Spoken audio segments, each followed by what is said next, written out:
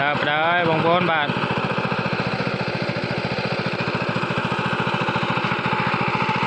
ពេលយើងបូមខាស់យកទៅឃើញត្រឹបស្រូវប្លុកស្រូវបងប្អូន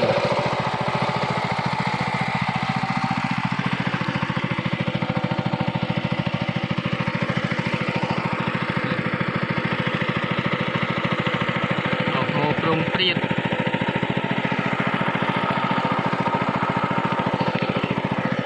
តែผมមើលខ្យងច្រើនណាស់បងប្អូនអើយតែតែយើងការពារខ្យងផងឆ្នាំខ្យងយើងគួរតែដាក់វាចោលទេបានស៊ីទេខ្យង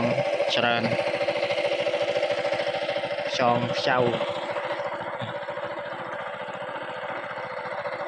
ទឹកស្រូវយើងតែនេះវាស៊ីដាច់បដូរឡោះសាប៊ូខ្យងសាប៊ូខ្ចៅឆ្នាំបដើឲ្យមេឃគួលអាប់ឲ្យមេឃ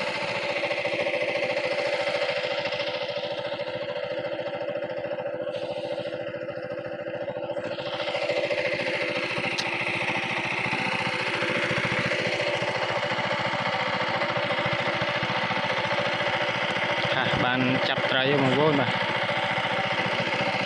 ត្រីក៏ចាប់